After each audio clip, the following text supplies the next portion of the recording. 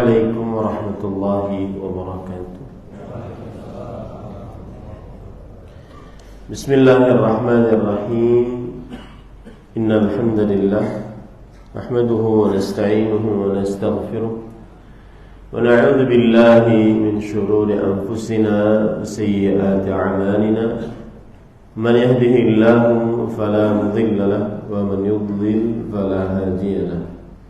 وأشهد أن لا إله إلا الله وحده لا شريك له وأشهد أن محمدا عبده ورسوله يا أيها الذين آمنوا اتقوا الله حق تقاته ولا تموتن إلا وأنتم مسلمون يا أيها الناس اتقوا ربكم الذي خلقكم من نفس واحدة وخلق منها زوجها وبث منهما رجالا كثيرا ونساء واتقوا الله الذي تساءلون به والأرحام إن الله كان عليكم رقيبا يا أيها الذين آمنوا اتقوا الله وقولوا قولا سديدا يصلح لكم أعمالكم ويغفر لكم ذنوبكم ومن يطع الله ورسوله فقد فاز فوزا عظيما أما بعد فإن أصدق الحديث كتاب الله وأحسن الهدي هدي محمد صلى الله عليه وعلى آله وسلم وشر الأمور محدثاتها وكل محدثة بدعة وكل بدعة ضلالة وكل ضلالة في النار. Alhamdulillah, kita bersyukur pada Allah Subhanahu wa taala pada hari ini, hari Ahad ba'da subuh 30 Rabiul Awal 1445 Hijriah. Kita dimudahkan oleh Allah Subhanahu wa taala untuk kembali duduk bersama di Masjid Al-Ikhlas Dukuh Bima dalam sebuah kajian rutin setiap Ahad ba'da subuh pekan kedua, membahas tema a'malul qulub, amalan-amalan qalbu. Dan amalan qalbu yang kita bahas pada kesempatan kali ini adalah al-qana'ah, merasa puas dengan pemberian Allah Subhanahu wa taala. Salawat dan salam semoga selalu Allah berikan kepada Nabi kita Muhammad sallallahu alaihi wa ala alihi wasallam, pada keluarga beliau, para sahabat, serta orang-orang yang mengikuti beliau sampai hari kiamat kelak. Dengan nama-nama Allah yang husna dan sifat-sifatnya yang mulia, kita berdoa, Allahumma inna nas'aluka ilman nafi'an wa rizqan tayyiban wa amalan mutaqabbala, Allahumma amin. Sebelum saya masuk kepada tema kajian, ada permasalahan yang ingin saya singgung berkaitan dengan kajian ba'da subuh. Pernah di suatu majelis di Masjid Nabawi, ada orang yang bertanya ke Fadilat Syekh Ibrahim bin Amir Ar-Ruhaili, bagaimana membaca zikir pagi sedangkan kita setelah sholat subuh mengadakan pengajian. Dan zikir pagi itu penting ya, terutama bagi siapa yang selalu membacanya, akan merasa sangat kekurangan dan merasa ada yang kurang dari dirinya apabila dia tinggalkan suatu hari zikir paginya. Maka jawabannya adalah ada dua. Kita bisa membaca jika kita melihat keadaan bahwa setelah subuh ada pengajian, maka kita bisa membacanya sebelum subuh, setelah adzan subuh. Jadi antara adzan dan iqamah kita bisa membacanya, karena itu sudah masuk waktu pagi. Dengan terbitnya azan subuh, maka sudah masuk waktu pagi. Kemudian bisa juga kita qadha di waktu duha, sebagaimana Rasulullah SAW beliau memiliki hizib, yaitu bacaan tertentu dari Al-Quran di setiap malamnya. Dan apabila beliau tidak membacanya di malam tersebut, maka beliau ganti di waktu duha sebagai qadha dari yang belum terbaca. Nah, ini solusi saat seseorang mengadakan pengajian di waktu pagi pada subuh. Saya lihat ada beberapa jadwal di Masjid Al-Ikhlas kalau pengajian pada subuh. Baik. Adapun tema kita pada kesempatan kali ini adalah amalan hati al-qanaah. Apa pengertian al-qanaah? Secara bahasa disebutkan oleh para ulama, di antaranya Ibnu Mandur dalam kitab Lisanul Arab, kemudian Ibnu Faris dalam kitab Maqayisil Lughah, semuanya adalah kamus-kamus besar bahasa Arab. Al-qanaah itu kata yang merupakan predikat dari kata kerja qani'a, yaqna'u, qunu'an, qana'atan, yang artinya idza radiya. Qana'ah secara bahasa apabila orang telah rela. Yang qana'ah secara bahasa artinya adalah rela, merasa rela. Itu secara bahasa.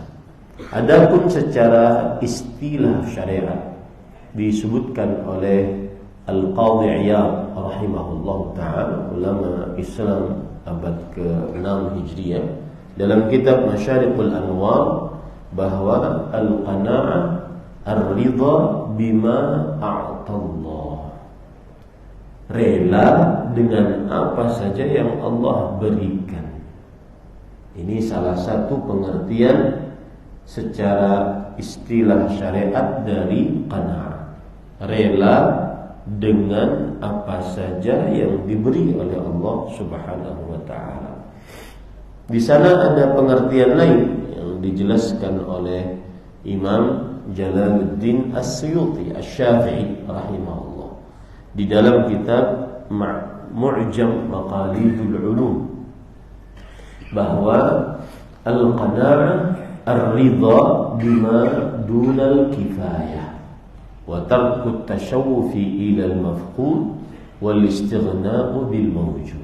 Ini lebih dalam lagi pengertian qanaa'ahnya. Kalau tadi rela dengan apa saja yang Allah Subhanahu wa taala berikan, kita sudah berusaha semaksimal mungkin dapatnya segitu saja, Allah memberinya seitu saja, kemudian ada sikap rela di dalam qalbu kita. Nah, itulah yang disebut dengan qanaa'ah. Kalau ini rela juga, tapi ada batasannya. Rela dengan sesuatu yang dibawa, rela dengan apa yang kurang dari cukup. Nah, gitu ya. Ar-ridha bima dunal kifayah, rela dengan apa yang kurang dari cukup. Misalkan cukup kita sehari itu 500.000, tapi kita dapatnya cuma 100.000, kemudian kita rela. Nah, itulah qanaa'ah. Rela dengan apa yang kurang dari cukup. Ya. Kemudian sambungannya, dan tidak melihat kepada sesuatu yang tidak ada. Tidak melihat kepada sesuatu yang tidak ada, dan merasa cukup dengan yang ada. Nah, itu adalah sifat qanaa'ah. Rela dengan sesuatu yang kurang dari cukup, tidak melihat kepada yang tidak ada, tidak memikirkan, tidak ada keinginan untuk sesuatu yang tidak ada, dan mencukupkan dengan yang ada. Saya beri contoh saat kita makan. Ada nasi, ada lauk, telur dadar, ada kecap. Kalau ukuran cukup, maka menurut dia ini kurang cukup. Lalu dia berusaha di dalam qalbunya rela. Nah, itu qanaah. Lalu dia tidak memikirkan, menginginkan yang lebih daripada itu yang tidak ada di dalam piringnya sekarang. Seperti kita, wah ini kalau ditambah sambal enak. Itu saja, ucapan seperti itu saja tidak qanaah. Ya, ucapan seperti itu saja tidak menunjukkan qanaah. Karena salah satu unsur dari qanaah adalah tidak memikirkan yang tidak ada dan rela merasa cukup dengan apa yang sudah ada. Nanti makanya ada potret qanaah, salah satunya adalah merasa cukup dengan satu istri. Tidak, meskipun ini istri kurang nih, ya, tapi dia rela dengan apa yang ada. Kemudian tidak tasyawuf. Tasyawuf itu terlalu menginginkan untuk sesuatu yang tidak ada. Wah, coba dia putih sedikit, coba ada yang tinggi sedikit, coba ada yang begini sedikit. Dia tidak seperti itu. Kemudian dia mencukupkan dengan apa yang ada. Ya sudahlah, ini yang kita miliki. Itu qanaah, itu rela. Nanti kita akan sebutkan potret-potret qanaah. Ya, sebelum itu tadi saya lupa, ada poin penting yang harus dibicarakan sebelum kita membicarakan dalam-dalamnya tentang qanaah ini. Pembicaraan tentang qanaah ini penting karena beberapa sisi. Yang pertama, jelas qanaah ini adalah amalan qalbu. Dan amalan qalbu adalah asal muasal amalan lahiriah. Sebagaimana perkataan Imam Ibnu Qayyim rahimahullah, a'malul qulub hiyal asl. Amalan qalbu adalah pokok. Wa a'malul jawarih tabi'ah wa mukammilah. Amalan lahiriah adalah pengikut dan penyempurna. Saya beri contoh misalnya, ada orang ingin beribadah sholat Jumat. Kalau qalbunya qanaah dengan apa yang Allah berikan, atau dengan pengertian yang kedua tadi, kalau qalbunya qanaah meskipun belum dapat yang mencukupinya, dan dia tidak terlalu ingin mendapatkan yang belum ada, mencukupkan dengan yang ada, maka dia akan pergi sholat Jumat, meninggalkan dagangannya, meninggalkan perniagaannya, karena diwajibkan atasnya sholat Jumat. Nah, lihat contohnya, bahwa qanaah membuat amalan lahiriah timbul. Qanaah membuat amalan lahiriah timbul. Artinya qanaah amalan qalbu yang merupakan sumber amal. Amalan lahiriah adalah pengikut dari amalan ini. Amalan lahiriah adalah penyempurna dari amalan ini. Begitu ya. Ini poin pertama mengapa sikap qanaah, rasa qanaah, amalan qalbu qanaah, merasa puas dengan apa yang Allah berikan, merasa puas meskipun belum cukup, tidak memikirkan yang tidak ada, merasa cukup dengan yang ada. Maka pentingnya permasalahan ini adalah karena al-qanaah adalah amalan yang merupakan sumber dari amalan-amalan lainnya. Baik. Sisi yang kedua, pentingnya membicarakan qanaah karena kita ini umat Nabi Muhammad sallallahu alaihi wasallam sudah dinyatakan oleh Rasulullah sallallahu alaihi wasallam sebagai umat yang mempunyai ujian secara khusus. Apa ujian umat Nabi Muhammad sallallahu alaihi wasallam secara khusus? Harta. Dalam hadis riwayat Imam Tirmidzi, Rasul sallallahu alaihi wasallam bersabda, "Inna likulli ummatin fitnatan wa inna fitnata ummati al-mal." Setiap umat ada ujian tersendiri. Ujian khusus untuk umatku adalah harta. Gara-gara ujian ini, seseorang menghalalkan segala cara untuk mendapat harta. Untuk selamat dari ujian ini, obatnya adalah apa? Qanaah. Saya kemarin dapat kasus 5 tahun terputus hubungan rahim gara-gara pembagian harta waris yang masih belum selesai. Coba bayangkan. Padahal memutuskan hubungan rahim itu membuat amalan tidak terangkat kepada Allah Subhanahu wa taala. Ini hati-hati. Padahal yang diperselisihkan tidak banyak dibandingkan surganya Allah Subhanahu wa taala. Banyak Ustaz, kata beliau. Berapa banyaknya, Bu? 50 miliar itu harganya rumah.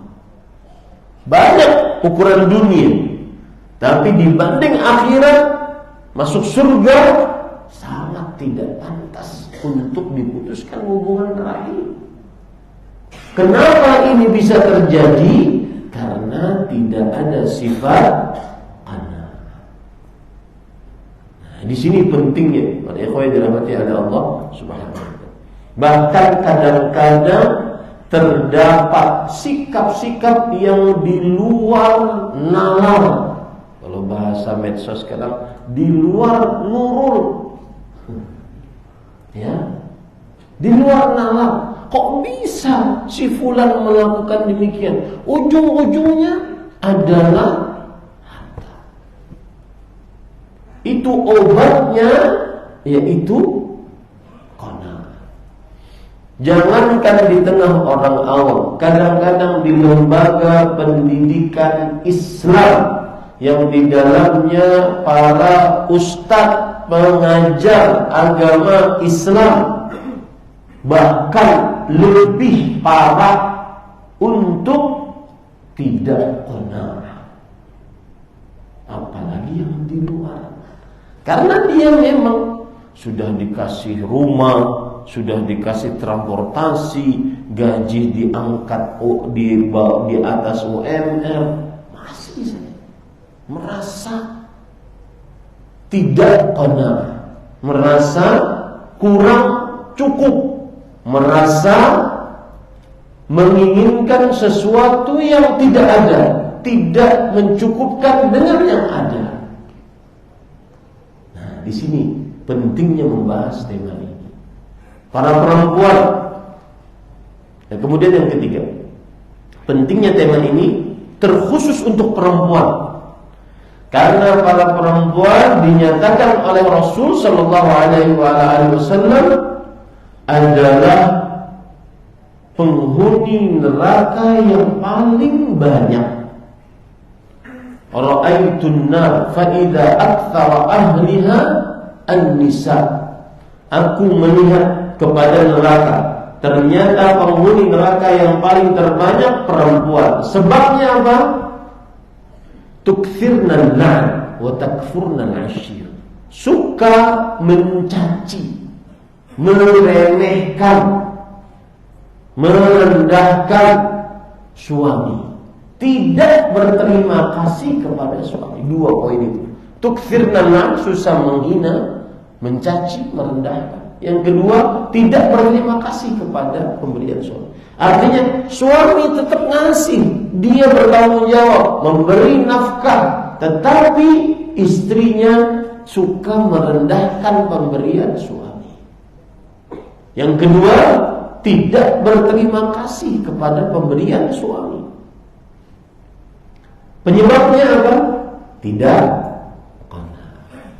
Maka penting tema ini agar para perempuan, para istri terselamatkan dari masuk ke dalam nerakanya Allah Subhanahu wa taala.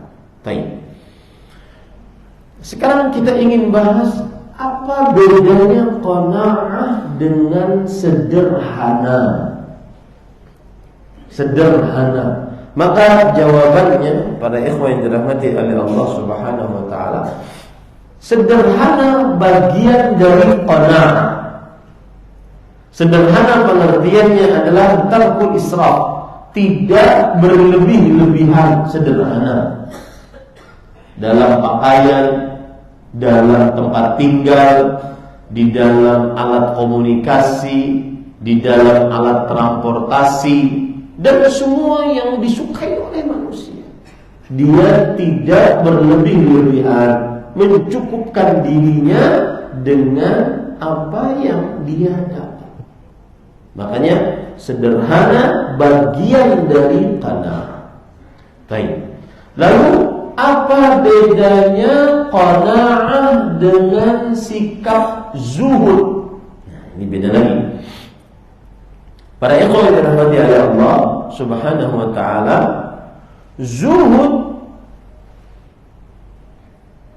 adalah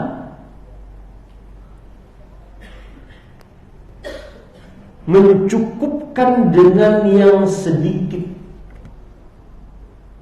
Mencukupkan dengan yang sedikit. Berarti dia ada bagian dari qanaah juga. Jadi qanaah itu besar, di dalamnya ada sederhana, di dalamnya ada sikap zuhud, itu qanaah. Ya, ini para ikhwan yang dirahmati oleh Allah Subhanahu wa taala. Baik. Apakah di dalam Al-Qur'an ada qanaah? Ada syariat atau ada ayat yang menunjukkan kepada qanaah? Jawabannya iya. Coba perhatikan dalam surat An-Nahl ayat 97. Allah Subhanahu wa taala berfirman, "Man 'amila salihan min dzakarin aw untha wa huwa mu'min falanuhyiyannahu hayatan thayyibah wa lanajziyannahum ajrahum bi ahsani ma kanu ya'malun." Siapa saja yang beramal saleh, laki-laki dan perempuan, dalam keadaan dia beriman, maka sungguh, lihat di sini, beramal saleh, laki-laki perempuan dalam keadaan beriman. Dua syaratnya, iman dan amal saleh. Baik laki-laki perempuan. Sungguh kami akan benar-benar berikan kepadanya kehidupan yang baik. Nah, kata-kata kehidupan yang baik ini apa tafsirannya? Berkata Ali bin Abi Thalib, sahabat Nabi radhiyallahu anhu, Muhammad bin Ka'ab, sahabat Nabi radhiyallahu anhu, Al-Hasan Al-Basri, seorang tabi'i, ketika menafsiri kehidupan yang baik ini disebabkan karena amal saleh dan iman, orang akan mendapatkan kehidupan yang baik adalah qanaah. Maka Allah akan memberikan kepadanya kehidupan yang baik. Maksudnya Allah akan memberikan kepadanya sikap qanaah di dalam hidupnya, ya, di dalam hidupnya. Ini pada ikhwan yang dirahmati oleh Allah Subhanahu wa taala. Kemudian Dan disebutkan di dalam kitab Tafsir Adwa'ul Bayan yang ditulis oleh Fadilatul Syekh Al-Allamah Muhammad Amin Asy-Syanqiti rahimahullah, bahwa kehidupan yang baik tashmalul qana'a wa ghairaha. Kehidupan yang baik mencakup kehidupan yang di dalamnya ada sifat qana'a, seperti al-ibadah di dunia, beribadah di dunia, wal amal bil ta'ah, mengerjakan ketaatan, wal insyirahu laha, dan nyaman saat mengerjakan ketaatan, wal rizqul halalut thayyib, selama mendapat rezeki yang halal dan baik, meskipun kurang dari cukup, maka dia rela. Itulah kehidupan yang baik. Itulah kehidupan yang baik. Ini dalil menunjukkan bahwa amalan qalbu qana'ah ada di dalam Al-Quran. Kemudian lihat lagi dalam surat An-Nur ayat 32, Allah Subhanahu wa taala berfirman, "In yakunu fuqara'a yughnihimullahu min fadlihi wallahu wasi'un 'alim." Ini ayat berkaitan dengan orang miskin, ya, tapi dia ragu-ragu ingin nikah atau enggak. Nanti kalau nikah bagaimana cara menafkahi istri, takut tidak sanggup untuk menafkahi. Maka Allah Subhanahu wa taala memerintahkan agar menikah. Jika mereka menikah dan mereka dalam keadaan miskin, yughnihimullah min fadli, Allah akan memberikan kekayaan dari karunia-Nya. Apa maksudnya Allah memberikan kekayaan? Al-qana'ah. Ini pelajaran bagi suami istri apabila sering bercekcok dalam urusan ekonomi. Solusinya satu, timbulkan sikap qana'ah, merasa puas dengan pemberian Allah, kemudian rela dengan sesuatu yang kurang dari cukup, tidak memikirkan yang tidak ada, merasa cukup dengan yang ada. Itu qanaah. Ya, saya nasihatkan untuk diri saya pribadi, Bapak Ibu, terutama ibu-ibu yang selalu mungkin merasa kurang dengan nafkah. Karena kan memang konsepnya kan dalam berkeluarga yang menjadi pemimpin adalah laki-laki. Tetapi dia karena pemimpin, dia mempunyai kewajiban, yaitu mencari nafkah dan menafkahi istrinya. Istrinya yang dinafkahi. Ya, tadi malam ada seorang bertanya, curhat, bahwa istrinya ingin bekerja di kantoran, susah dinasehati, padahal suaminya ingin dia di rumah. Maka jawabannya yang seperti ini adalah qanaah. Sang istri merasa puas dengan apa yang Allah Subhanahu wa taala berikan. Bahkan saya punya kasus kejadian nyata ini. Ada seorang ikhwah sudah ngaji, istrinya juga sudah ngaji. Dan ikhwah ini diluaskan rezekinya oleh Allah Subhanahu wa taala. Dia mempunyai toko besar, oleh-oleh di sebuah kota besar. Penghasilannya lebih dari cukup. Nafkah yang dia berikan kepada istri lebih dari cukup. Sangat lebih dari cukup.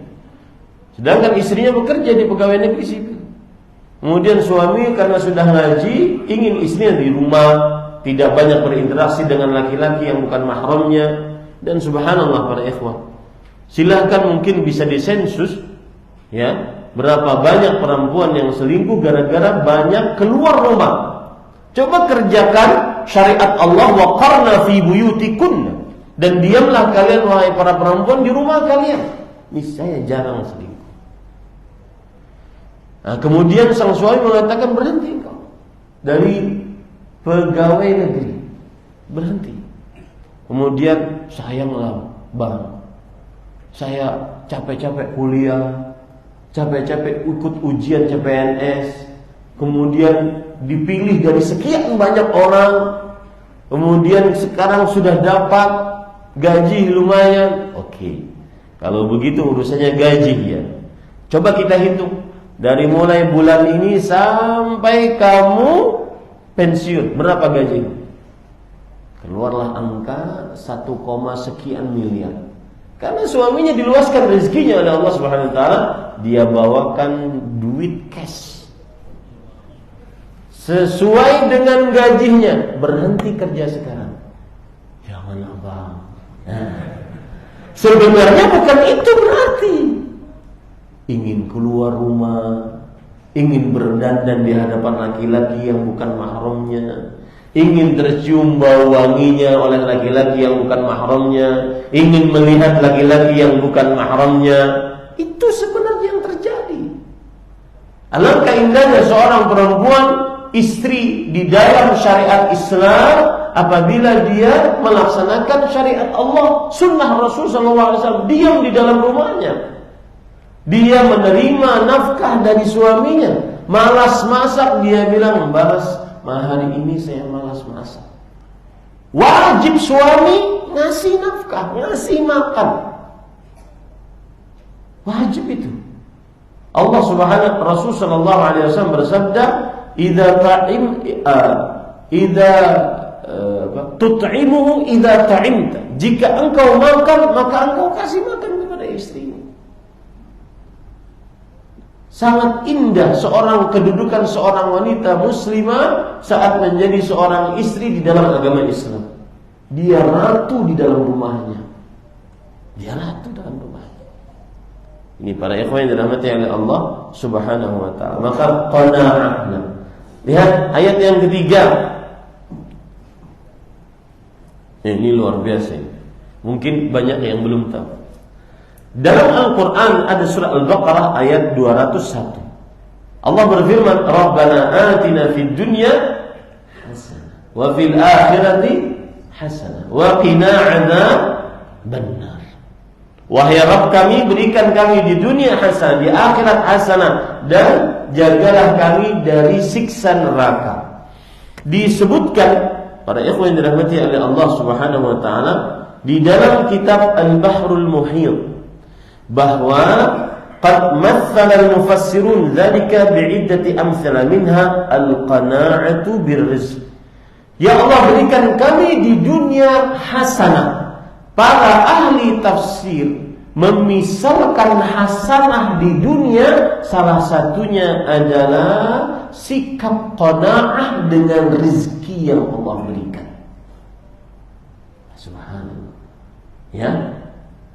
Wahai Allah, berikan kami di dunia hasanah. Hasanah yang dimaksud ini sikap sikap qanaah, sikap puas, rela dengan apa yang Allah berikan di dunia dari rezeki, meskipun terkadang kurang, dan tidak memikirkan apa yang tidak ada, mencukupkan apa yang ada.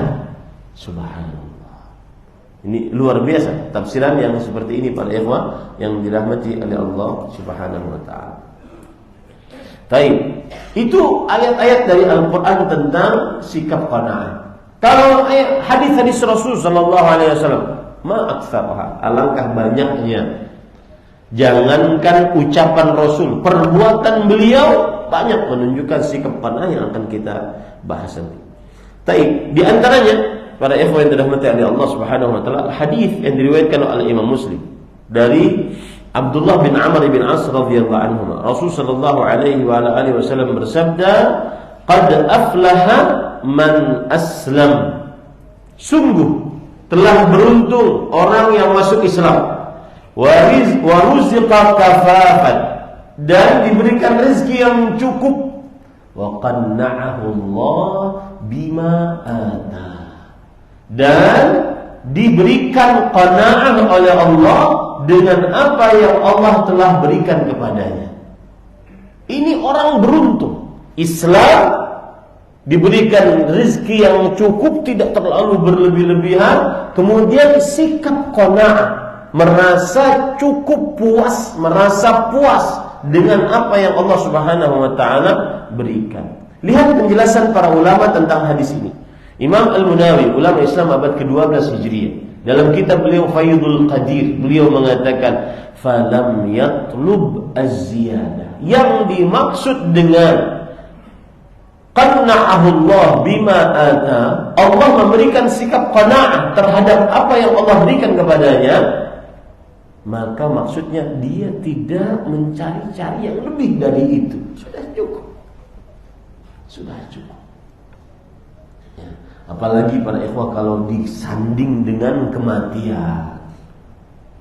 Bukankah Rasulullah SAW bersabda yatba'ul mayyita thalathatu, yang akan mengikuti mayat 3. Yang pertama amalnya, yang kedua hartanya, pertama hartanya, yang kedua keluarganya, yang ketiga amalnya.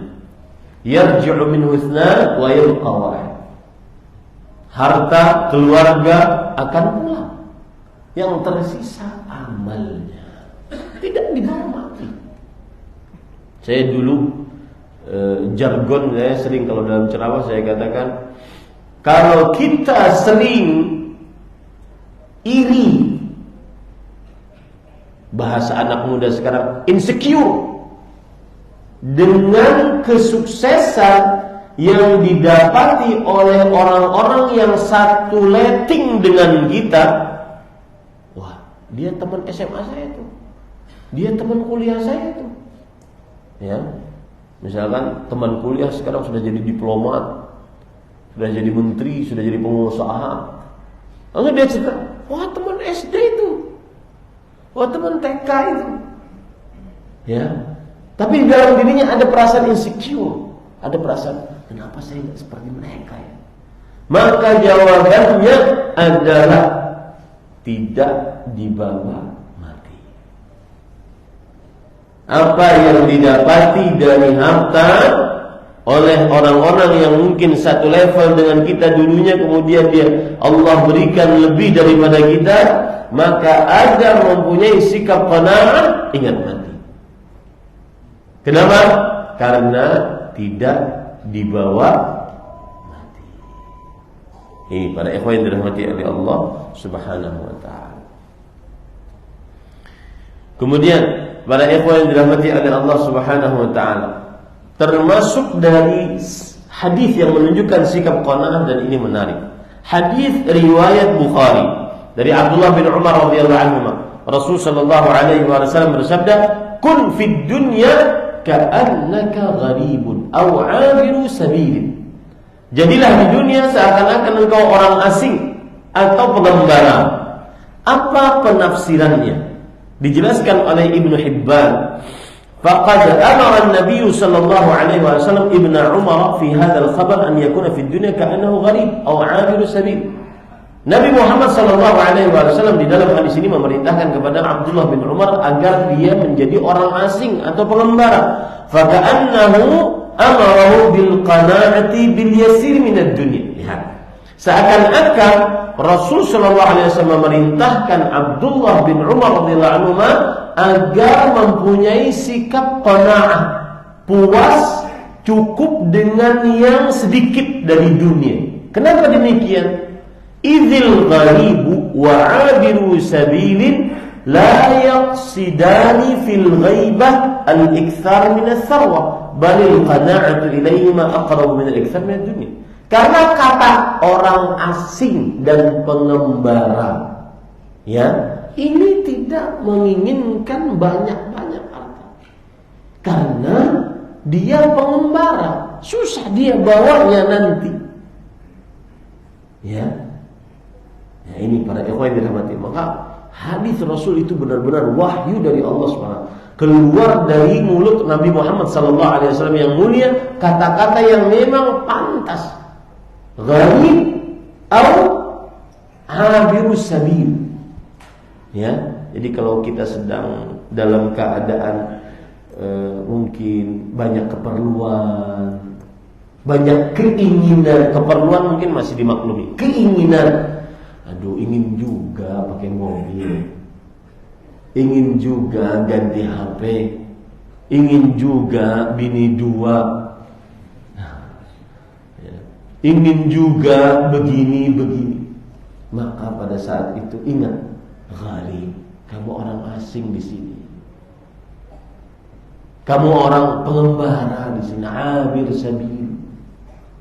Ya, Bagus tuh. Nama anak dikasih nama Abir Sabil. Abir Sabil, pengembara. Agar tidak terlalu cinta dunia, cintanya hanya kepada akhirat. Agar dia tahu kehidupan dia bahwa dunia hanya mengumpulkan bekal untuk sukses di akhirat. Wallahi para ikhwan, jujur saya beberapa hari berpikir kehidupan dunia dengan segala macam kesusahannya. Apa di Gaza perang, kita di sini perang melawan hawa nafsu, dan perang itu lebih utama daripada memerangi musuh. Al-mujahid menjahada nafsahu hawa. Seorang yang berjihad, orang yang melawan hawa nafsunya, berjihad melawan hawa nafsunya, itu yang asli berjihad. Dengan segala macam kesulitan, permasalahan, ya, yang misalkan seperti saya punya lembaga pendidikan, kadang-kadang ngurus santrinya, kemudian ngurus wali santrinya, kemudian ngurus ustadz santrinya, itu diurus semua tuh. Ngurus bangunan untuk santri. Maka kadang berpikir, merenung, saya bilang sebenarnya tujuan hidup ini cuma ada 6. Masuk surga, surganya Firdaus, tanpa hisab, tanpa azab. Di surga bisa melihat wajah Allah dengan kelezatan, dapat ridha Allah, berkumpul dengan Nabi dan orang-orang salafus saleh berserta orang tua dan seluruh keluarga. Selesai itu. Tidak ada lain. Tidak ada lain selain itu. Ya. Dengan segala macam problematika kehidupan dunia, tujuan cita-cita tertinggi termulia cuma 6 itu. Nah, salah satu kiat qanaah adalah mengingat surga. Tujuan sebagai tujuan hidup. Ini para ikhwan yang dirahmati oleh Allah Subhanahu wa taala. Makanya tadi kun fid dunya ka'annaka gharib aw 'abir sabil. Bagus ini semua anak dikasih nama 'abir sabil. Pengembara. Tapi jangan-jangan nanti pengembara terus ya. Jalan sama orang tua. Karena saya pernah punya teman dikasih nama anak Ukasha. Ukasha. Mungkin ingin meniru Ukasha bin Mihsan yang masuk surga tanpa hisab, tanpa azab. Ukasha. Tapi pada fakta di lapangan, Ukasha ini suka naik-naik, manjat-manjat.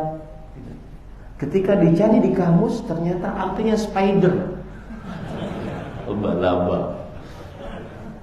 Ya, ini nah, timbul nanti pertanyaan, apakah nama berpengaruh kepada sikap? Terkadang iya. Abdullah, dia terkenal dengan ahli ibadahnya. Abdurrahman terkenal dengan sikap penyayangnya, anak ada Rahman. Abdul Aziz terkenal dengan sikap tegasnya, dan seterusnya seperti itu. Baik. Kalau tadi kita baca dari Al-Quran dalilnya, dari hadis Rasulullah SAW dalilnya, tidak lengkap kalau seandainya kita tidak membaca perkataan para ulama, dari mulai ulama salafus saleh sampai ulama generasi sekarang.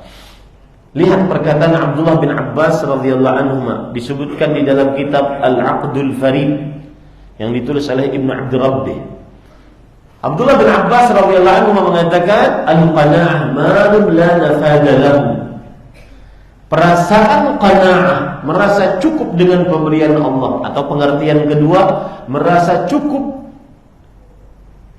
dengan yang kurang dan tidak memikirkan yang tidak ada, merasa cukup dengan yang ada. 3 poin tadi. Merasa rela dengan yang kurang dari cukup, tidak memikirkan yang tidak ada, merasa cukup dengan yang ada.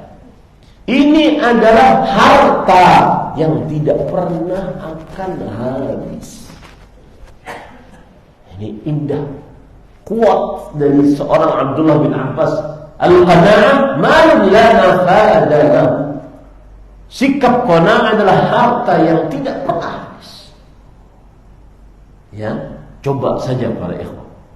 Harta yang tidak pernah habis.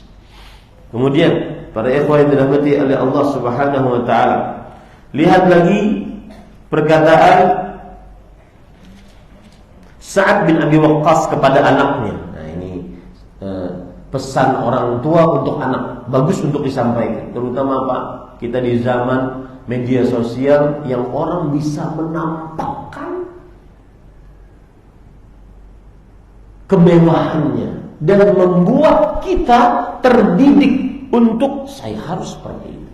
Saya sering berpikir, Pak, media sosial ini mendidik. Baik didikannya baik atau didikannya buruk. Karena kita terbiasa dengan melihatnya. Anak-anak kita terbiasa dengan melihatnya, terutama anak-anak yang sudah diberikan HP. Saya mungkin ingin tahadduts bin ni'mah, alhamdulillah. Kelas 1 SMA anak saya sekarang belum punya HP.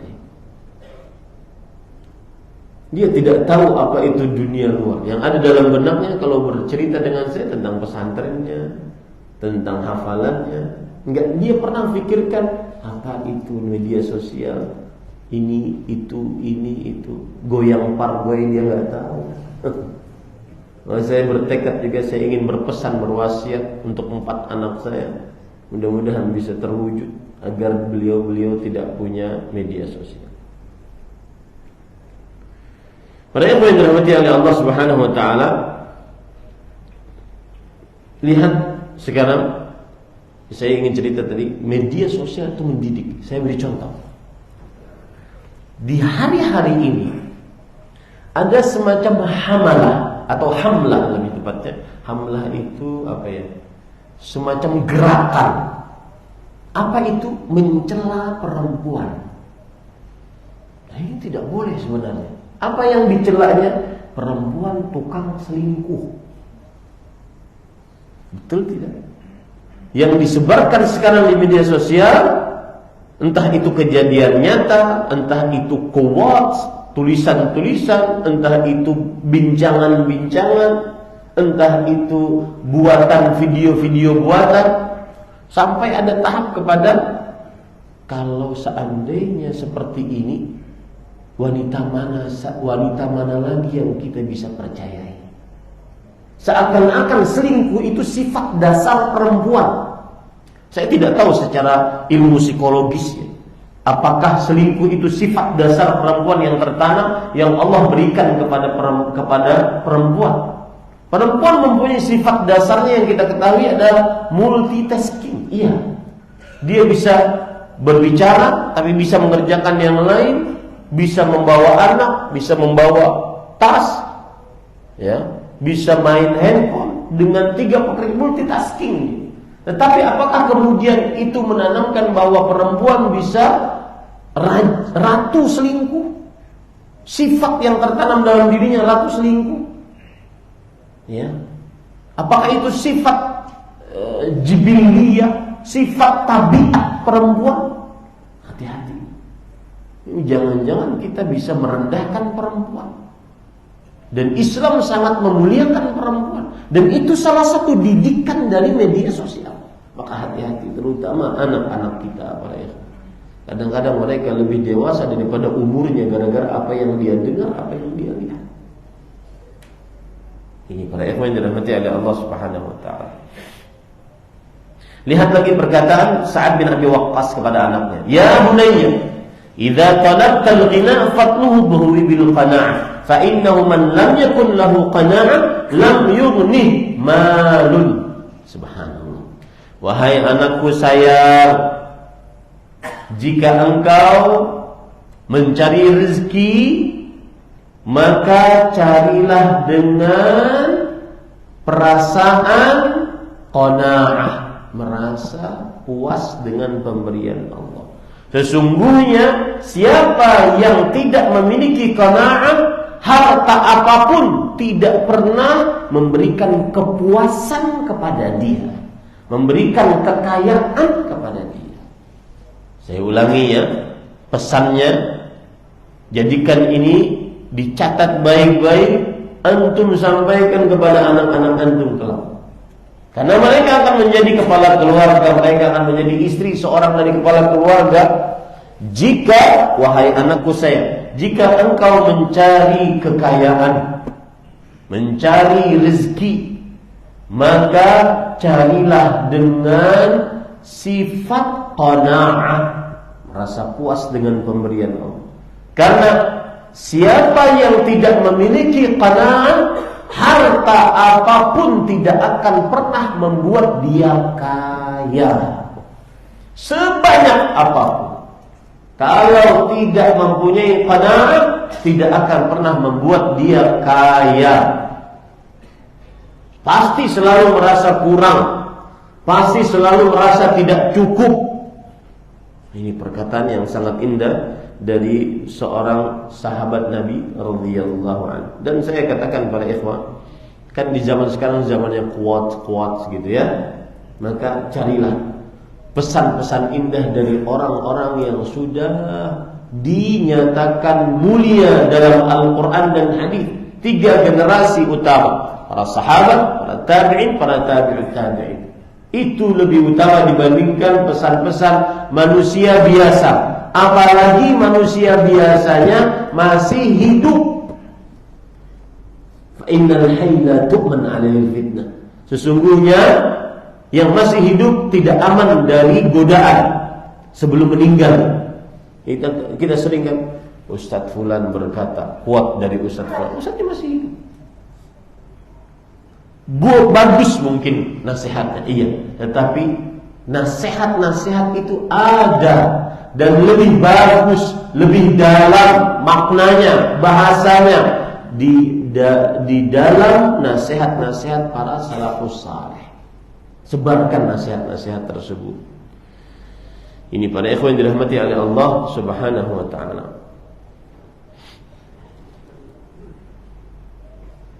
Lihat perkataan Imam Ibnu Jauzi rahimahullah, ulama Islam abad ke-6 Hijriah. Man qani'a taba 'aishuhu wa man tami'a tala taishuhu. Subhanallah. Ini disebutkan di dalam kitab Tadhkiratul Huffaz yang tulis oleh Imam Az-Zahabi. Siapa yang mempunyai sifat qanaah akan baik hidupnya. Siapa yang mempunyai sikap rakus, tidak qanaah, akan lama kesengsaraannya. Nah ini, para ikhwan yang dirahmati oleh Allah Subhanahu wa ta'ala. Baik. Sekarang, nah ini, saya akan sebutkan potret-potret qanaah. Ya, apa saja potret-potret qanaah? Ini contoh-contoh. Yang pertama, merasa puas dengan yang sedikit dari harta dunia. Satu, ya, harta dunia dia merasa puas dengannya. Ini salah satu gambaran qanaah. Yang kedua, merasa puas dengan rezeki yang diberikan meskipun sedikit. Ya, rezeki yang diberikan meskipun sedikit. Sebagaimana hadis Rasul sallallahu alaihi wasallam riwayat Bukhari dan Muslim, "Laisal ghina an kathratil 'ard, walakinnal ghina ghinan nafs." Bukanlah kekayaan dengan banyaknya harta benda, rumah megah, mobil-mobil mewah bertumpuk-tumpuk, kemudian emas, perak, uang diberangkas banyak, apalagi pelajaran dari Covid, nggak ada uang cash, akhirnya tujuannya sekarang kumpulin uang aja, berangkas satu lemari besar. Ya, laisal ghina an kathratil 'ard, bukanlah kekayaan dengan banyaknya harta benda, walakinnal ghina ghinan nafs, akan tetapi kekayaan adalah ghinan nafs, kekayaan di dalam diri, qalbu. Syekh Abdul Rahman bin Nasir As-Sa'di rahimahullah di dalam kitab Bahjat Qulubul Abrar, beliau mengatakan, fa innahu laysa al-ghina an kathratil 'ard, wa innamal ghina ghinal qalb. Bukanlah kekayaan dengan banyaknya harta benda, tetapi kekayaan dengan kekayaan hati. Kam min sahibi sarwa wa qalbuhu faqirun mutahassir. Berapa banyak orang yang kaya raya tapi qalbunya miskin. Qalbunya miskin, selalu merasa kurang. Wa kam min faqirin dzatil yad wa qalbuhu ghaniyun radin qani'un bi rizqillah. Berapa banyak orang miskin, tidak punya harta, tetapi qalbunya rela dengan pemberian Allah, qanaah dengan rezeki dari Allah Subhanahu wa taala. Ini potret yang kedua, yaitu qanaah dengan rezeki dari Allah. Yang ketiga, potret qanaah dengan bentuk rupa. Nah, ini sekarang yang sering-sering operasi plastik. Ya sudah, hidungnya sekian sentimeter, ya sudah, qanaah saja. Ya. Sudah, qanaah saja. Qanaah dengan bentuk rupa yang Allah berikan. Kita tidak pernah mesan juga, Allah yang ngasih seperti itu. Ya. Yang keempat, qanaah dengan yang sedikit dari makanan, minuman, tidak terlalu berlebih-lebihan. Nah, ini kembali kepada kata sederhana tadi. Sederhana bagian dari qanaah. Hidup sederhana bagian dari. Sederhana adalah tidak berlebih-lebihan. Qanaah dengan makanan dan minuman. Saya beri contoh misalnya, terlalu berlebih-lebihan. Pernah ada suatu waktu satu wafer 500.000. Betul tidak? Satu wafer, satu kali kunyah 500.000. Ya, ada baju dari emas. Seorang ditelepon, assalamualaikum, waalaikumsalam. Lagi di mana akhi? Afwan Ustaz, lagi sarapan. Di mana? Singapura. Ya, terlalu berlebih-lebihan. Ini para ikhwan yang dirahmati oleh Allah Subhanahu wa taala. Yang ke berapa? 5. Qanaah dengan apa yang tersisa untuk seseorang setelah dia membagikan untuk orang lain. Saya beri contohnya. Ada hadis berbunyi, saqil qaumi akhiruhum syurban. Orang yang membagikan makanan, dia yang paling terakhir minum. Dia yang paling terakhir makan dan minum. Jadi kalau ada petugas, dia tugas yang membagikan makanan, dia yang paling terakhir makan dan minum. Bukan dia yang paling awal. Ya, itu sunnahnya begitu. Saqil qaumi akhiruhum syurban. Ini ada perkumpulan kan, kemudian ada yang bagi-bagi makanan. Bukan makan duluan, dia di belakang. Dia yang paling terakhir, sisa. Nah, qanaah dengan sisa manusia. Ini sikap qanaah. Yang ke-5. Yang ke-6, para ikhwan, qanaah saat bertanya agama, tidak berlebih-lebihan. Merasa cukup dengan apa yang diberikan dari jawaban. Ya. Kemudian yang ke-7, qanaah dalam pakaian, tidak terlalu bermewah-mewah. Ya. Rasul sallallahu alaihi wasallam bersabda, al-badzadzatu minal iman. Sikap badzadzah termasuk dari iman. Apa itu badzadzah? Rathul libsa. Pakaian yang sederhana, yang tidak terlalu mewah. Saya beri contoh ya. Ada pakaian baru dibeli, harganya ya cukup, tidak terlalu mahal. Kadang-kadang ada celana dalam, Pak, 500 juta. Itu isinya cuma segitu-gitu aja, subhanallah. Ya. Ada pakaian kadang kita baru beli, kemudian ada kotor sedikit atau ada rusak sedikit, jahit aja. Masih bisa dipakai, bagus. Ya. Itu namanya qanaah, puas dengan pemberian Allah. Bahkan kadang-kadang kita diajari dalam syariat Islam ini agar kita tidak terlalu menyombongkan diri, maka berusaha untuk kondisikan agar kita sederhana. Contoh, Rasulullah SAW kadang berjalan tidak memakai sendal. Coba, ya, untuk rumah mungkin 200-300 meter dari sini, lepas sendal, jalan tanpa sendal.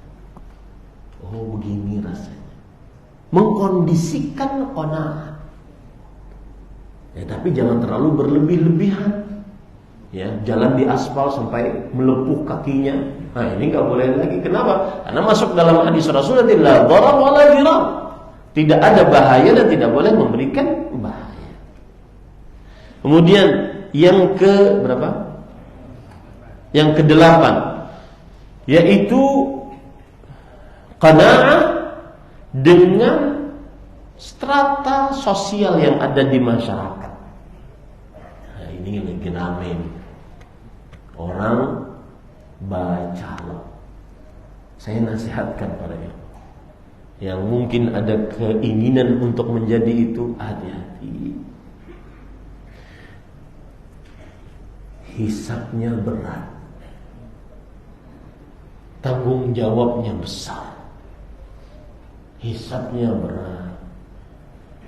Ya, sudah jadi rakyat, alhamdulillah. Ada sebagian orang yang kadang-kadang dia tidak qanaah dengan status sosialnya. Saya beri contoh. Mungkin orang ini dulunya sebagai kepala, direktur, pimpinan di sebuah kantor. Setiap kali bertemu, siap salah. Dia suka banget orang ada di hadapan dia seperti itu. Lalu dia kan manusia, punya umur, pensiun. Tapi kemudian dia star syndrome. Dia tidak ingin itu turun. Strata sosialnya dia ingin tetap. Lalu dia pilih sebuah tempat yang kira-kira dia masih bisa berkuasa. Mana itu? Mulai masuk masjid.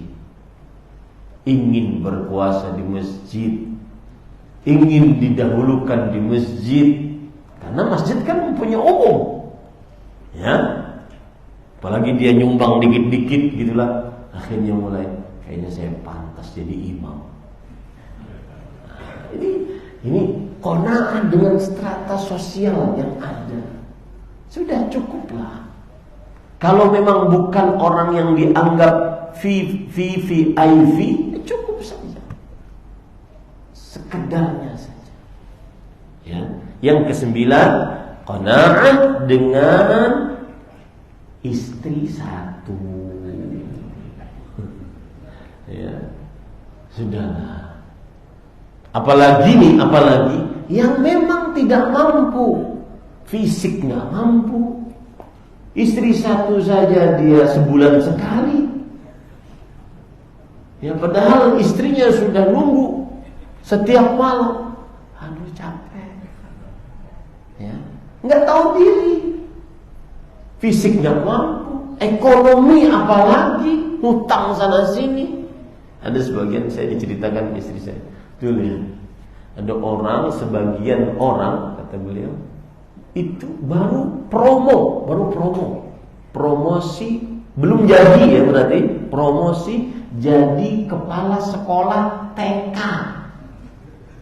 Sudah mulai menjual. Ayo, siapa yang mau poligami sama saya? Sekolah TK. Ya, ini para ikhwan yang dirahmati oleh Allah Subhanahu wa taala. Jadi, kalau seandainya, makanya sebagian ulama, jumhur bahkan ulama mengatakan, jika seorang laki-laki dengan satu istri, dia bisa menundukkan pandangannya, menjaga kemaluannya, lebih afdal daripada berpoligami. Kenapa? Karena poligami, mau tidak mau, dia akan masuk ke dalam kasus tidak adil. Mau tidak mau. Allah berfirman, "Falan tastati'u an ta'dilu bainan nisa' walau harastum." Kamu tidak akan pernah bisa untuk berbuat adil di antara para perempuan. Itu nas dari Allah Subhanahu wa taala. Ya. Meskipun kata adil di sini bisa diartikan di dalam urusan ranjang yang tidak adil. Tetapi bagaimanapun ada nanti di dalam situasi suami tidak adil di dalam pemberian nafkah. Bagaimana? Maka kalau sudah mencukupi dengan satu, jangan masuk dia ke dalam dunia ini. Ya. Ustaz Syafiq pernah nanya kepada saya, Ustaz Ahmad, kapan apa Ustaz? Memasukkan hawa panas. Saya bilang hanya orang-orang pilihan seperti antum yang bisa. Kita ini penakut. Ya, takut tidak adil. Taib, pada ikhwan yang dirahmati oleh Allah Subhanahu wa taala. Kemudian yang terakhir para ikhwah yang dirahmati oleh Allah Subhanahu wa taala, atau sebelum terakhir adalah apa sarana agar bisa qanaah? Yang pertama, tentunya siapkan perasaan merasa rela dengan apa yang Allah beri. Kemudian yang kedua, yaitu ingat mati. Ini membuat orang qanaah. Rasulullah sallallahu alaihi wasallam bersabda, "Aktsiru dzikra lazimil ladzat." Perbanyaklah mengingat sesuatu yang memutuskan kematian, memutuskan kelezatan. Abu Ali Ad-Daqqaq, seorang ulama Islam abad ke-5 Hijriah, beliau mengatakan, "Man aktsara dzikral maut ukrima bi thalatha." Siapa yang banyak mengingat kematian, dia akan dimuliakan dengan 3 hal. Pertama, ta'jilut taubah, segera bertobat. Yang kedua, qana'atul qalbi, merasa qana'ah hatinya dengan apa yang Allah berikan. Yang ketiga, nasyatul ibadah, semangat beribadah kepada Allah Subhanahu wa taala. Kemudian yang ketiga, agar kita bisa qana'ah, ingat nikmat surga lebih indah. Bercita-citalah masuk surga, surganya Firdaus, tanpa hisab, tanpa azab. Di surga dapat melihat wajah Allah dengan lezat, mendapat ridha Allah, tidak pernah dimurkai oleh Allah setelahnya, yang keenam berkumpul dengan Nabi, para salafus saleh, dan seluruh kerabat serta orang tua. Nah, ini lebih utama. Kemudian yang keempat, agar seseorang mempunyai sikap qanaah, yaitu senantiasa melihat yang ke bawah. Ya. Jangan sering-sering ngumpul dengan orang yang bukan circle-nya. Seorang istri sering ngumpul dengan teman-teman high class sosialita. Pulang-pulang, ya ketika dia kumpul kan misalkan nih, ini saya benar-benar berikhwan. Hadis Rasulullah SAW itu terbukti, subhanallah. Hadisnya, Al-mar'u ala dini khalili falyanzur amman yukhalil. Seseorang sesuai dengan kebiasaan temannya, maka perhatikan dengan siapa dia berteman. Teman itu benar-benar menarik, terutama anak-anak kita. Lihat teman anakmu siapa, itu kelakuan anakmu. Lihat bagaimana kelakuan temannya, itu kelakuan anakmu yang kamu kadang tidak lihat. Maka begitu juga istri. Kalau istri kita nih, hidupnya di bawah, menengah ke bawah ya, atau di bawah, atau nyungsep di bawah, nggak naik-naik. Ya. Kemudian dia bergaul dengan yang high class, menengah ke atas atau di atas. Pulang-pulang dia pasti ngerengek macam-macam. Itu pasti, bisa dipastikan. Kenapa? Karena dia merasakan kenyamanan, fasilitas yang mudah, harta, tahta yang enak. Nah itu, makanya para ikhwah yang dirahmati oleh Allah, hati-hati. Salah satu cara agar qanaah adalah seseorang melihat selalu ke bawah. Yang kelima, yang terakhir, yaitu kuatkan iman kepada Allah Subhanahu wa taala. Terakhir para ikhwah, saya ingin bercerita tentang lihat qanaah Nabi Muhammad sallallahu alaihi wasallam. Ini cerita menarik, subhanallah. Mudah-mudahan dengan cerita ini kita lebih tahu hakikat dunia. Dan jujur, kemarin saya di WA oleh seorang perempuan. Afwan Ustaz, saya berani WA, lancang WA karena saya ingin nyumbang 100 juta cash. Saya ada nabung, kemudian saya ingin sudah niatan untuk nyumbang untuk pesantren Ustaz. Oh siap Ibu. Nah ini kemudian saya tanya apakah harus saya atau staf? Enggak apa-apa, staf juga enggak apa-apa. Saya bagus. Staf laporan kepada saya, Ustaz, rumahnya tidak menunjukkan beliau orang yang nyumbang 100 juta. Semestinya uang 100 juta tersebut lebih cocok untuk dia renovasi rumah. Tetapi itulah orang yang tahu hakikat dunia.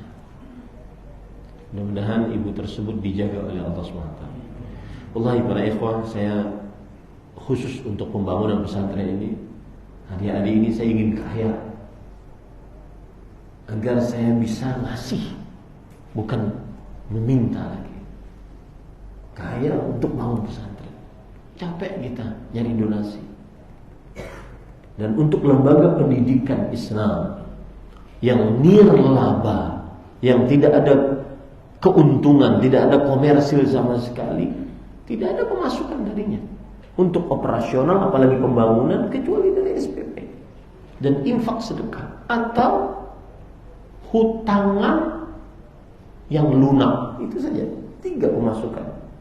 Kalau tidak punya usaha, maka dia hanya dari SPP, kemudian infak sedekah atau hutangan pinjaman yang lunak sekali. Gak ada. Capek kita 4 ini. Dengan saya kaya, saya bangun untuk pesantren, bla bla bla. Pengen sekali. Ya. Ini para ikhwan yang dirahmati oleh Allah Subhanahu. Lihat cerita sekarang. Hadis riwayat Bukhari dan Muslim dari Umar bin Khattab radhiyallahu anhu. Dakhaltu ala Rasulillah sallallahu alaihi wasallam wa huwa muttaji'un ala hasir. Aku masuk ke dalam rumah Rasul sallallahu alaihi wasallam, beliau sedang tidur di atas tikar. Ini Khalilullah, kekasih Allah. Ini pemimpin umat Islam sedunia. Rasulullah Sayyidu waladi Adam, Rasulnya Allah, pemimpin anak manusia, orang yang paling diridhoi oleh Allah, tidur di atas tikar. Fajalastu fa'adna alaihi izarahu, maka aku pun duduk, kemudian adna alaihi izarahu, artinya beliau pun menutupi badan beliau dengan sarungnya. Berarti tidak pakai baju. Karena arti ma adna fa adna alaihi izarahu ma yasturu asfal al-badan wa la yakun muhita, yang menutupi bagian bawah tubuh dan tidak menutupi seluruhnya. Ya, Khalilullah, Rasulullah Sayyidu waladi Adam, pemimpin anak manusia.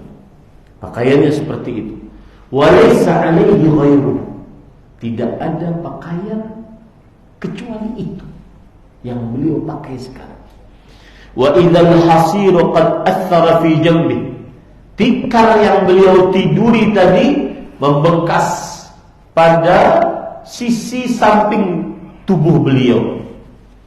Fanadhartu bi basari fi khizanati Rasulillah sallallahu alaihi wasallam, lalu aku lihat dengan mataku di lemari Rasulullah sallallahu alaihi wasallam.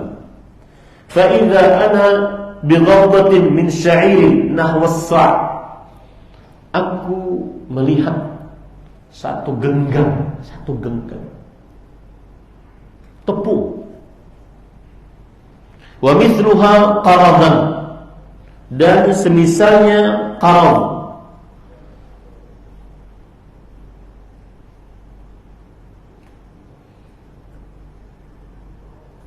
Qarad adalah alat untuk jual beli. Sedikit beliau memiliki sesuatu yang untuk dijual belikan. Fi nahiyatil ghurfah, pada pojokan kamarnya. Wa idza afiqun mu'allaq, kemudian ada tempat minum digantung di dinding. Tempat minum terbuat dari kulit. Qala fabtadarat aynaya, kemudian kedua mataku menangis, mengalir air mata melihat keadaan Rasul sallallahu alaihi wasallam. Lalu Rasul sallallahu alaihi wasallam bertanya, "Ma yubkika ya Ibn al-Khattab?" Apa yang menyebabkan engkau menangis wahai Umar bin Khattab radhiyallahu anhu?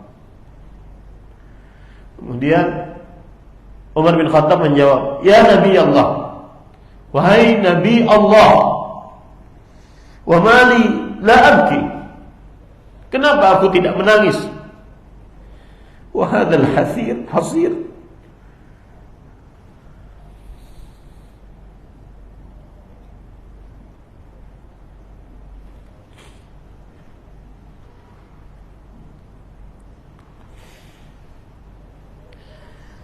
mali la abki, kenapa aku tidak menangis?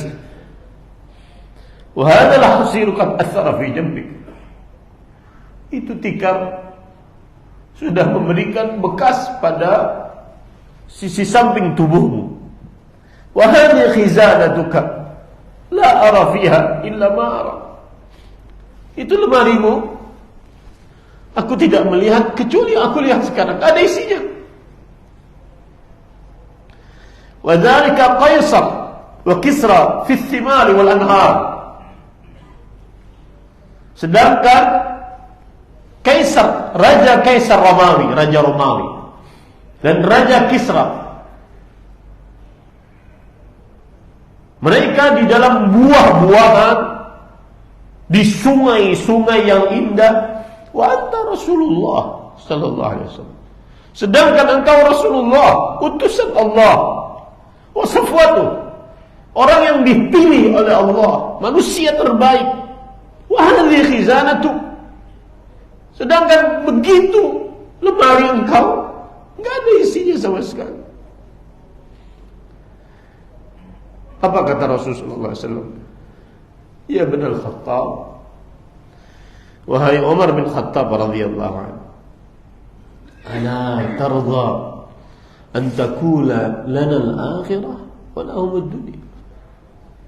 Nah, jawaban yang sangat indah dan sangat nyaman di dalam kalbu, sangat mudah dilakukan, tidak neko-neko. Apakah engkau tidak rela kita memilikinya kelak di akhirat, dan biarkan mereka memilikinya di dunia? Di akhirat lebih banyak, lebih indah, lebih kekal, lebih sempurna, lebih mudah dibandingkan di dunia. Makanya saya katakan tadi, salah satu kiat qanaah adalah ingat surga. Lebih ditimbulkan orientasi ingin sukses di akhirat daripada hanya sekedar di dunia. Dan ini para ikhwah kajian adalah materi. Itulah materinya.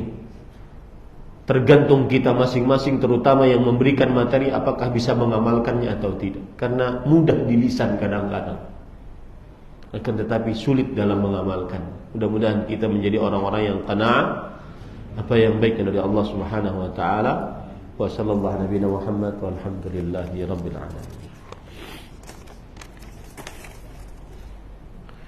Istri saya senang sekali meminjam uang berhutang karena menganggap gaji suami kurang dalam memberi nafkah dan untuk keperluan sehari-hari. Seringkali berhutang tanpa seizin suami. Apakah saya berdosa jika tidak bersedia melunasi hutang-hutang tersebut? Bagaimana cara membuat istri menjadi qanaah? Pertanyaannya, apakah saya berdosa jika tidak bersedia melunasi hutang-hutang tersebut? Maka jawabannya tergantung ini. Sang istri berhutang atas nama keluarga atau atas nama diri sendiri. Kalau atas nama diri sendiri, maka hutangnya istri tidak wajib dibayar oleh suami, karena itu bukan urusan nafkah. Yang dilakukan oleh suami adalah wajib untuk memberi nafkah, dan hutang bukan urusan nafkah. Karena nanti semena-mena para istri untuk berhutang. Kemudian yang kedua, bagaimana membuat istri menjadi qanaah? Dengarkan kajian ini dari awal sampai akhir. Di dalamnya ada kiat-kiat qanaah. Wallahu a'lam. Bagaimana tata cara kita khitbah yang benar sesuai dengan syariat Islam? Khitbah artinya melamar. Melamar adalah caranya datang kepada seorang laki-laki, datang kepada wali si perempuan tersebut, baik orang tuanya atau selain orang tuanya. Kalau orang tuanya tidak ada, maka kepada selain orang tuanya merupakan wali bagi perempuan tersebut. Kemudian dia mengutarakan niatannya untuk melamar seorang perempuan tersebut. Tentunya khitbah pelamaran dilakukan setelah melakukan nazar, yaitu melihat kepada perempuan tersebut baik secara langsung ataupun mencari informasi yang valid tentang perempuan tersebut. Sesudah yakin, maka dia lamar perempuan tersebut. Ya, sesudah dia nazar, melihat kepada perempuan tersebut, ya, kemudian mencari informasi tentang perempuan tersebut melalui mahramnya, tidak langsung. Karena ada sebagian orang, Ustaz, saya sedang ta'aruf, kami sedang ta'aruf. Bagaimana caranya? Kita pergi ke warung bakso kemudian tanya-tanya. Ini bukan ta'aruf namanya. Ya, itu namanya ngebakso bersama. Ya. Jadi jika ingin menggali data secara valid, maka lihatlah dengan cara yang syar'i, yaitu berhubungan dengan laki-laki dari keluarga perempuan tersebut. Baru setelah itu dilamar, menyatakan bahwa ingin melamar seorang perempuan, anak bapak atau adik bapak atau yang semisal. Tinggal nanti perempuannya setuju atau tidak. Wallahu a'lam. Bagaimana syariat memandang jika seseorang suami mengajak kakak atau adik laki-lakinya tinggal dalam satu rumah dengan istrinya? Para ikhwah, lebih baik pertanyaan bagaimana syariat memandang, bukan bagaimana hukum. Ya, bagaimana hukum? Karena kalau seandainya nanti ditanya dengan pertanyaan seperti ini, jawaban saya berarti itulah syariat Islam. Sedangkan jawaban saya muhtamil, bisa salah, bisa benar. Ya, lebih baik bertanya bagaimana menurut ustaz sesuai dengan ilmu yang dia miliki. Bagaimana hukumnya? Nah, itu lebih bagus. Jawabannya adalah bagaimana syariat memandang jika seorang suami mengajak kakak atau adik laki-lakinya tinggal dalam satu rumah dengan istrinya. Maka jawabannya adalah seorang istri berhak memiliki privasi. Allah Subhanahu wa taala berfirman, "Askinuhunna min haitsu sakantum min wujdikum." Wahai para suami, tempat tinggalkanlah istrimu di sebuah tempat tinggal yang kamu sanggup untuk memberikan tempat tinggal padanya. Ini menunjukkan bahwa istri berhak memiliki privasi. Bahkan istri berhak memiliki rumah tersendiri, tidak dicampur dengan rumah orang tua suami. Meskipun sang suami memiliki orang tua yang dia ingin berbakti kepada ibunya atau bapaknya di rumah tersebut. Itu hak suami, itu hak istri. Ya, apalagi di sini memasukkan ipar. Dan Rasul sallallahu alaihi wasallam bersabda, "Iyyakum ad-dukhul 'alan nisa." Jauhi oleh kalian masuk ke tempat-tempat perempuan. Kemudian Rasul sallallahu alaihi wasallam ditanya, "Fa kaifal afara'aital hamu?" Bagaimana pendapat engkau tentang ipar, kerabat suami? Rasul sallallahu alaihi wasallam menjawab, "Al-hamu al-maut." Ipar adalah kematian. Artinya bisa mendatangkan kerusakan di dalam rumah tangga.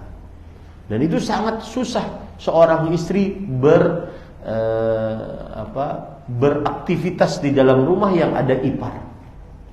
Apalagi kita yang sudah ngaji, kita tahu batasan-batasan aurat di hadapan laki-laki yang bukan mahram, dan ipar bukan mahram. Jadi tidak layak seorang suami mengajak adik atau kakaknya untuk tinggal di rumah yang di situ ada istrinya, karena itu akan sangat menyulitkan sang istri untuk beraktivitas, apalagi yang bercadar. Itu sangat berat. Ya, wallahu a'lam. Kalau seseorang punya uang hanya bisa beli motor Vario. Ini kenapa disebut merek ini? Ya. Saya baca juga kenapa ya. Ya, kalau seseorang punya uang hanya bisa beli motor titik-titik. Tapi paksaan beli motor titik-titik sampai dipaksakan hutang. Apakah ini salah satu penyakit hati? Jawabannya iya. Ya, motor yang titik-titik pertama lebih murah daripada motor yang titik-titik kedua. Iya, jawabannya ini penyakit hati. Merasa tidak puas dengan pemberian yang sudah diberikan oleh Allah, memaksakan kehendak. Gini para ikhwah, salah satu kiat agar orang tidak berhutang adalah dia membeli hal-hal yang primer saja, yang benar-benar dia perlukan. Adapun yang sekunder, apalagi tersier, yang nomor 2 apalagi nomor 3, maka dijauh. Apalagi hanya sekedar ingin memperlihatkan kepada orang. Ini gak akan selesai. Yakini baik-baik bahwa jika seorang manusia ingin mencari agar orang lain selalu senang, selalu memuji dia, maka ini manusia paling sengsara. Ya, paling sengsara. Kenapa demikian? Karena pujian manusia tidak akan pernah selesai. Tidak ada mutlak, tidak ada yang mutlak pujian manusia. Semuanya relatif. Sedangkan pujian Allah adalah pujian yang mutlak. Ada seorang Arab Badui datang kepada Rasul sallallahu alaihi wasallam, kemudian berkata, "Ya Rasulullah, inna madhi zain wa inna dhammi syair." Wahai Rasulullah, sesungguhnya aku apabila memuji orang melalui bait syair. Orang Arab Badui biasanya buat bait syair hebat-hebat. Apabila aku memuji orang melalui bait-bait syair, puisi-puisi, maka orang tersebut akan benar-benar terpuji secara mutlak. Apabila aku mencela orang melalui bait-bait syair, orang tersebut akan benar-benar tercela. Apa jawab Rasulullah SAW? Dzaka huwa Allah. Yang bisa seperti itu hanya Allah Subhanahu wa taala. Nah, kalau orang memikirkan penampilan demi agar selalu dipuji orang, demi agar selalu diberikan oleh seseorang pujian, jempol, likes di zaman sekarang, maka ini tidak akan pernah nyaman hidupnya. Selalu tertekan. Ya, selalu tertekan. Ini yang bisa disampaikan, semoga yang disampaikan bermanfaat. Wa sallallahu alaihi Muhammad walhamdulillahirabbil alamin. Subhanakallahumma bihamdik asyhadu an la ilaha illa anta astaghfiruka wa atubu ilaik. Wassalamu alaikum warahmatullahi wabarakatuh.